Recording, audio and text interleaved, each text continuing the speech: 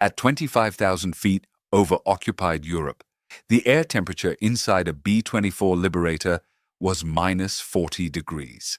The navigator sat hunched over a plotting table no larger than a school desk, wearing heated gloves that shorted out every third mission, holding a pencil in fingers he could barely feel, calculating wind drift against ground speed against compass, heading against time. A 2-degree error in that pencil line, sustained over 300 miles of cloud cover, moved the bombs 10 miles from where they were supposed to fall. 10 miles was the difference between a German factory and a Swiss town, between a rail yard and a residential neighborhood, between an enemy and an ally. In August 1941, a civil servant named D.M. Butt performed a study that the British Air Ministry tried to suppress. He analyzed 600 bombing mission photographs, images taken at the moment of bomb release, and found that only 1 crew in 3 had dropped their bombs within 5 miles of the assigned target. Over the heavily defended Ruhr industrial region, the ratio fell to 1 in 10. 1 in 10.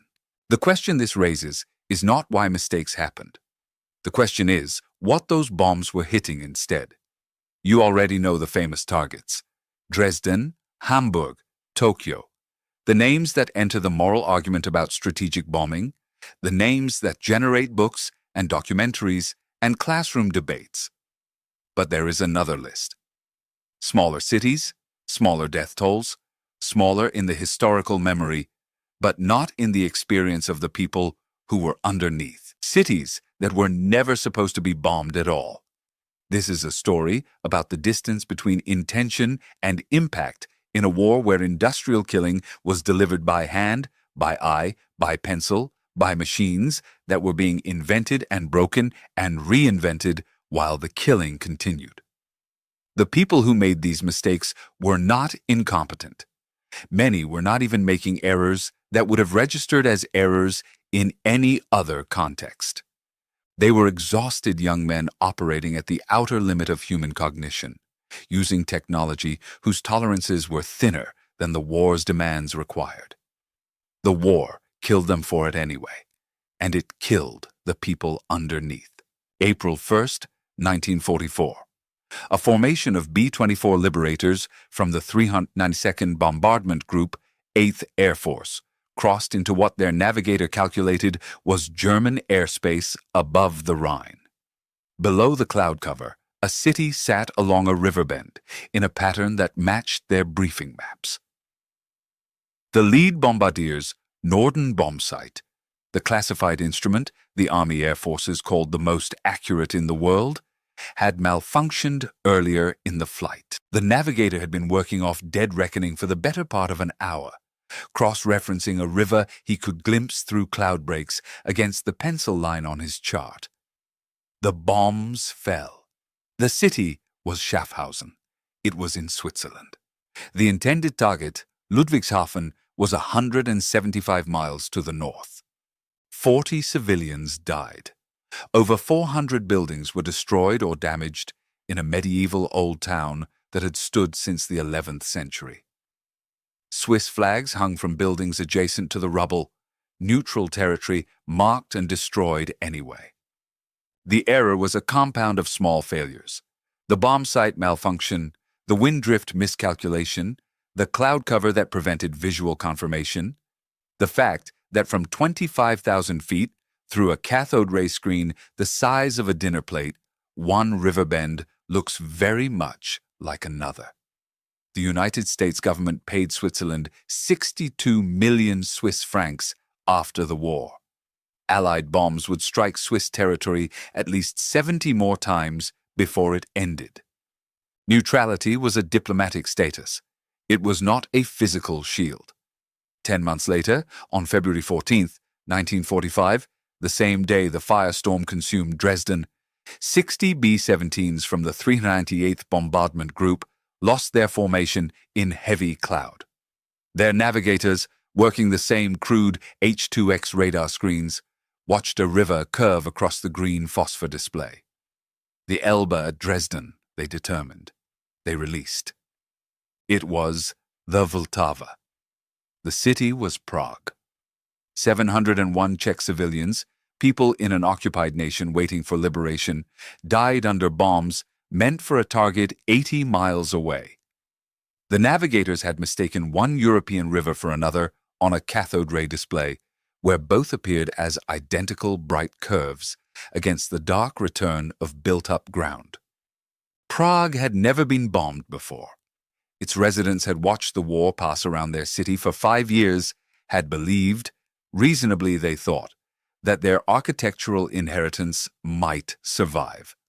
On that February afternoon, the Baroque apartment blocks in neighborhoods with no military value collapsed as efficiently as if the bombing had been deliberate. The incident was overshadowed within hours by the Dresden firestorm. It remains in English almost unknown. The Czech National Archive recorded every name. If the sky could betray allies and neutrals, it could also betray your own soldiers standing in the field below you. July 25, 1944. Operation Cobra, the massive breakout from the Normandy hedgerows that would crack the German line at St. Lo and open the road to Paris. The plan required carpet bombing of German positions immediately in front of American lines. General Omar Bradley had requested that the bomber formations approach parallel to the front line, creating a margin of safety. The Air Corps flew perpendicular to it. This disagreement, whether there had been a miscommunication or a deliberate operational choice, was never resolved before the bombers arrived. The first waves hit their targets. Then the phenomenon called creepback began. Each successive wave of aircraft, seeing the smoke and dust of the previous wave's bombs, released slightly earlier, a natural pilot instinct to ensure bombs fell in the target zone. But slightly earlier meant slightly closer to friendly lines. The bomb line walked backward, yard by yard, into the positions of the 30th Infantry Division. 111 American soldiers were killed. 490 were wounded. Among the dead was Lieutenant General Leslie McNair, the highest-ranking American officer killed in the European theater, his body so fragmented by American bombs that identification required his West Point ring. Bradley visited the bombed positions. He wrote later that it was the thing he had most dreaded. American boys killed by American bombs, and that the Air Corps' approach vector had made it inevitable. The operation continued the next day. The same approach vector was used. The breakout succeeded. The dead were buried. No single person made an error. The system's tolerances were thinner than the system's reality. You might think that the deadliest incident of the London Blitz would involve a German bomber, a direct hit on a shelter, a firestorm. You would be wrong. March 3rd, 1943. Air raid sirens sound across East London. 1,500 people converge on the Bethnal Green Underground Station, one of the designated deep shelters. The stairwell is steep, narrow, and wet with March rain. It has no central handrail. The lighting, dimmed to blackout regulation levels, casts the steps in gray, half-visibility. In nearby Victoria Park, the military is test-firing a new anti-aircraft weapon, a Z-battery rocket launcher that produces a sound no civilian in East London has ever heard before. A woman near the bottom of the stairs, carrying a child, trips on the wet concrete. The crowd behind her, already pressing forward, already frightened by the unfamiliar sound, cannot stop. 173 people died in that stairwell. 62 of them were children. They were crushed. No bomb fell that night. No enemy aircraft crossed the coast. The military had not warned civilians about the new weapon's sound. The stairwell's missing handrail had been flagged as a safety concern months earlier. The government classified the full details and suppressed the inquiry report. It was not declassified until 1999, 56 years later. The blackout that protected London from the Luftwaffe created the conditions that killed 173 of its own citizens. Across the Mediterranean, in the Italian port of Bari, a different kind of complacency was about to extract a different kind of price. By December 1943, southern Italy was considered safe enough from Luftwaffe attack that the harbor authorities made a decision: keep the lights on. Ships were packed hull to hull at the quays. Unloading around the clock required illumination, and the Luftwaffe was believed to be beyond effective range. On the evening of December 2nd, 105 Junkers Ju-88 bombers appeared over the lit harbor. 17 ships sank. Over 1,000 military and merchant marine personnel died in the initial attack and its fires. But the killing did not stop with the bombs. One of the destroyed vessels was the SS John Harvey. Its cargo was classified at the highest level: 2,000 M47A1 bombs containing approximately 100 tons of mustard gas. The explosion vaporized the agent into the harbor water and the night air. Sailors, pulled from the oily water, developed chemical burns that no doctor on scene could diagnose, because no doctor on scene had been told that mustard gas existed within 1,000 miles of Bari. Lieutenant Colonel Stuart Alexander, a chemical warfare medical officer dispatched to investigate, eventually identified the agent. He found that the cover-up had compounded the casualties. Doctors, not knowing they were treating chemical exposure, had wrapped patients in warm blankets and kept them in heated rooms. Both of these standard burn treatments accelerate mustard absorption through the skin. The men were dying because the secret that killed them was too classified for the men trying to save them to know. If you have a grandfather who served in the merchant marine or a great uncle who ran convoys, ask the family what they said about it. Most said nothing. The ones who talked mentioned the cold and the waiting. They rarely mentioned what the waiting was for. July 1942. Arctic Convoy, PQ-17, 35 merchant ships carrying tanks, aircraft, and ammunition to the Soviet Union through the most dangerous waters on Earth. The escorts were strong. The route was plotted. Then intelligence reached the Admiralty. The German battleship Tirpitz had sailed from its Norwegian fjord. First Sea Lord Dudley Pound made a decision. He ordered the convoy to scatter. Commander Jack Broom, leading the escort, received the order and felt, as he later wrote, that he was watching the convoy he was supposed to protect be sentenced to death. The scatter order stripped every merchant ship of its escort protection and left 35 individual vessels alone on the Arctic Ocean against U-boats and Luftwaffe bombers. The Tirpitz had sailed, but it turned back before reaching the convoy. The threat that justified the scatter order evaporated, but the order could not be recalled. The merchant ships were already dispersing into the Arctic twilight, each one now a solitary target against the Grey Sea. 24 of the 35 ships were sunk.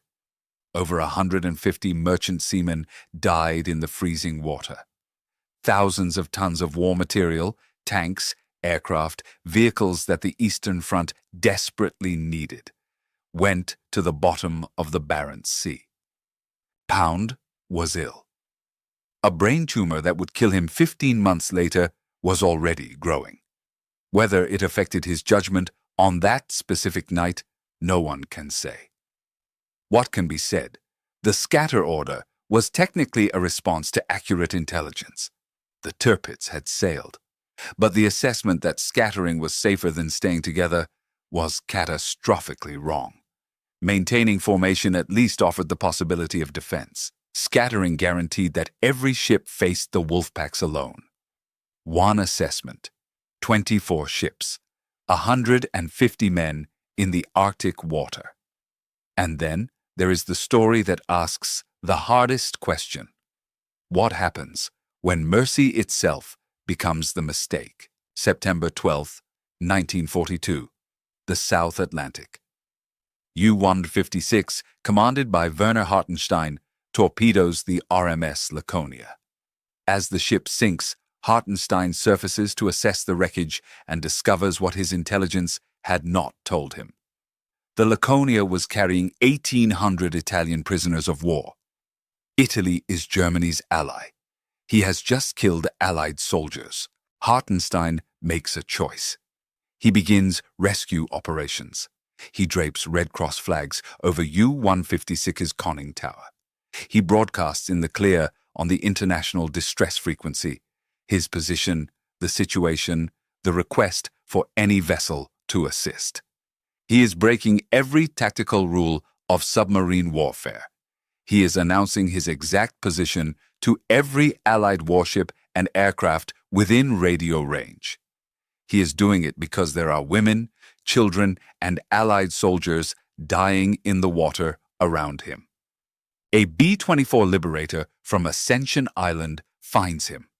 The pilot can see the Red Cross flags. He can see the lifeboats clustered around the submarine.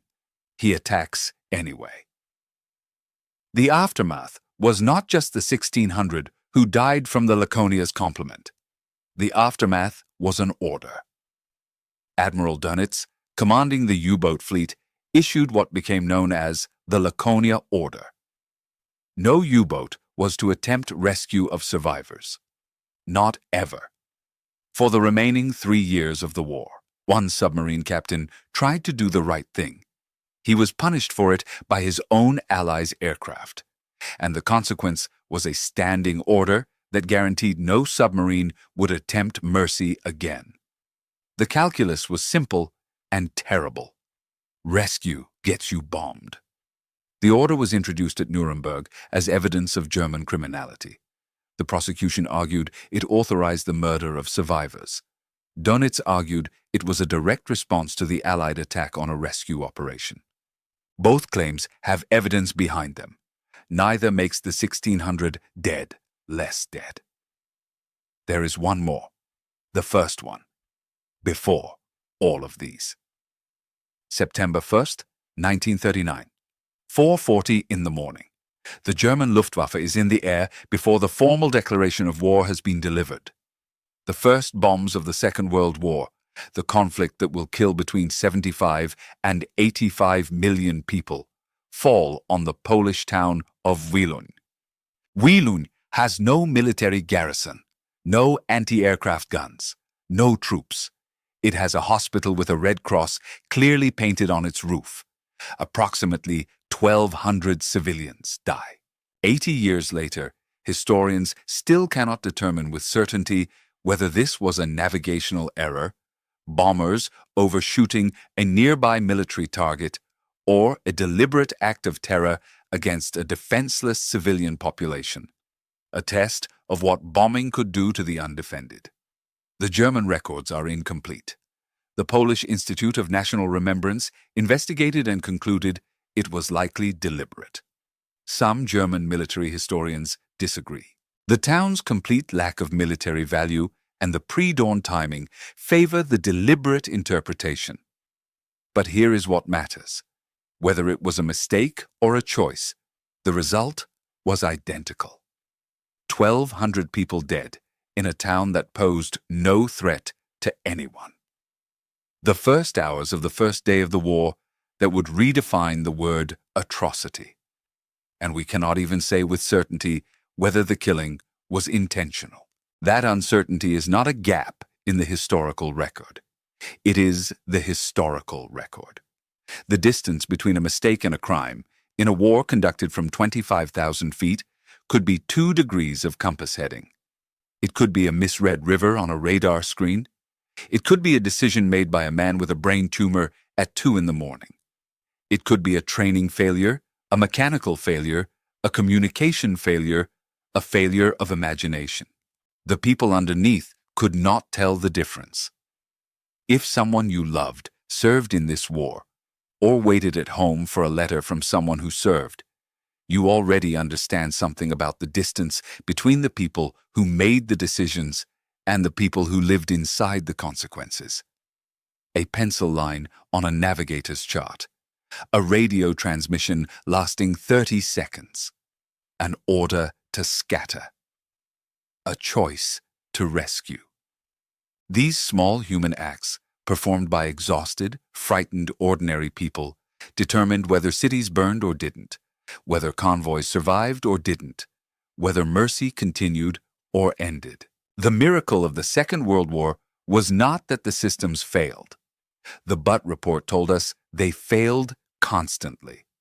The miracle is that anyone believed they could control industrial-scale violence with pencil, paper, and a radar screen the size of a dinner plate. And that when control slipped, as it inevitably did, the people underneath had no appeal and no warning. The navigator's pencil is in a museum now, or lost, or buried with him. The cities he hit by accident rebuilt. The names of the dead are in archives: Czech, Swiss, Dutch, Polish, British, American. If you have the patience and the stomach for it, you can read them. 701 in Prague, 40 in Schaffhausen, 800 in Nijmegen, 173 in a stairwell in Bethnal Green, 111 American soldiers killed by American bombs at Saint-Lô. 1,200 in Wheelun before the war was an hour old. None of them were the target. All of them are dead.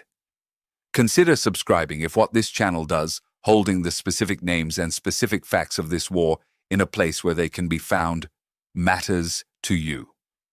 There is more to recover. There is always more to recover. The war's records survive because every side kept them.